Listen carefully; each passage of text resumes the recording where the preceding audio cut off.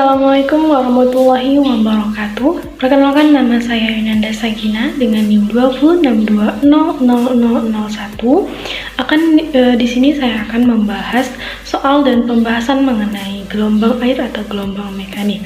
Baik, selanjutnya kita akan membaca soal dan menyelesaikan sebuah pembahasan yang akan kita bahas secara seksama. Soalnya adalah balok kayu kecil A dan B terapung di permukaan danau. Jarak keduanya adalah 150 cm, berarti lambdanya 150 cm. Ketika diubah menjadi meter, yaitu menjadi 1,5 meter. Nah, ketika gelombang sinusoida menjalar pada permukaan air, teramati bahwa pada saat waktu sama dengan 0 atau T sama dengan 0 detik, balok A berada di puncak, sedangkan balok B itu berada di lembah. Keduanya dipisahkan oleh satu puncak gelombang pada saat waktu sama dengan 1 detik atau T sama dengan 1 detik. Balok A berada di titik kesetimbangan pertama kali dan bergerak turun. Nah, manakah pernyataan yang benar tentang gelombang pada permukaan air tersebut?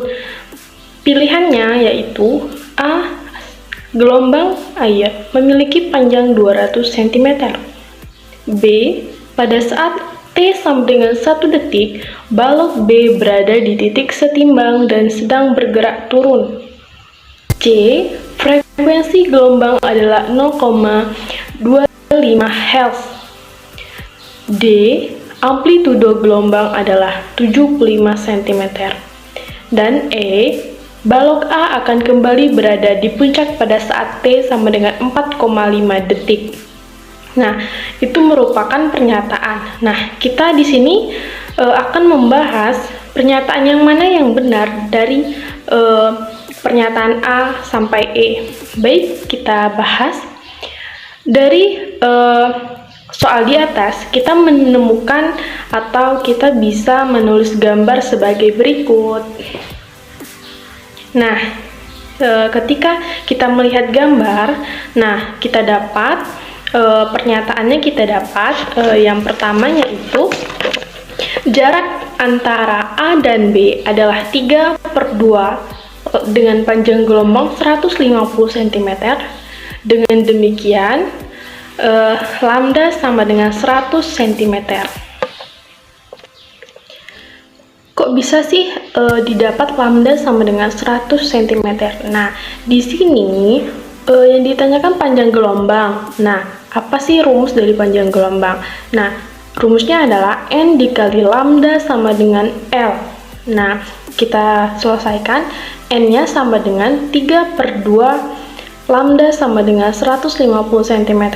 Pasti kalian bertanya-tanya, kenapa di sini N didapat 3/2? Nah, dari gambar itu didapat yang A itu di puncak itu 1/4. Nah, dan di lembah itu 1/2.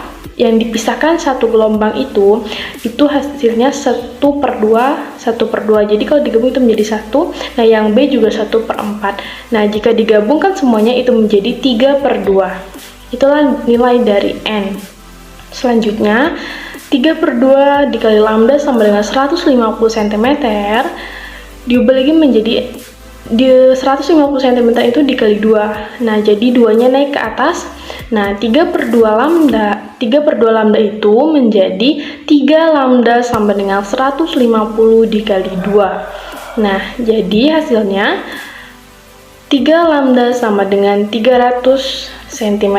Nah, kita selesaikan kembali. Lambda sama dengan 300 dibagi 3. Nah, jadi 3-nya pindah ke sebelah ya.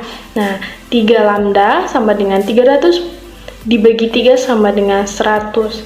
Nah, jadi dari mana dapatnya lambda sama dengan 100 cm? Itu dari rumus N dikali lambda sama dengan L dan diselesaikan menjadi lambda sama dengan 100 cm atau 1 meter.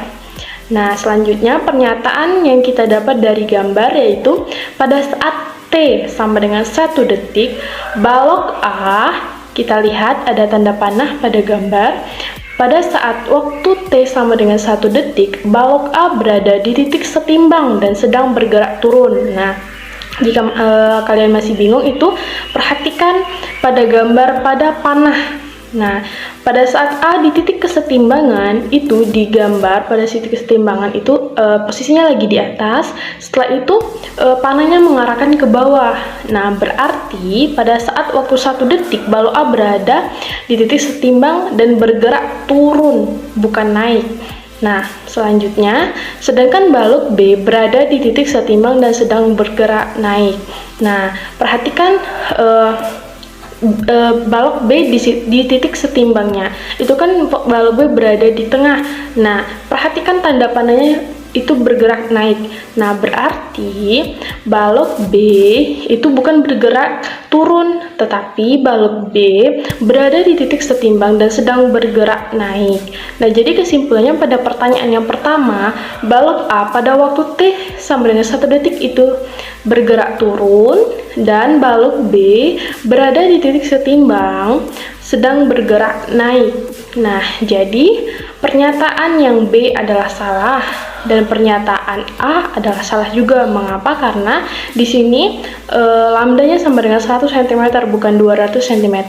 Dan yang B, balok B-nya itu bergerak naik bukan bergerak turun.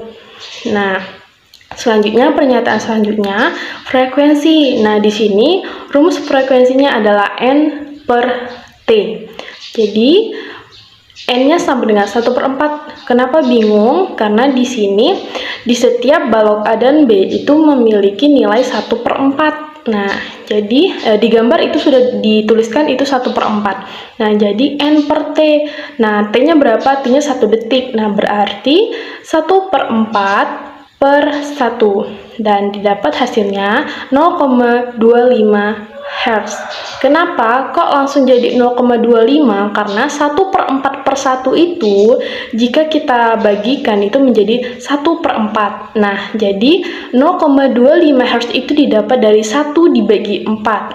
Nah, berarti di sini pernyataannya yang benar adalah C. Frekuensinya adalah 0,25 Hz. Nah, mungkin hanya itu penjelasan dari saya.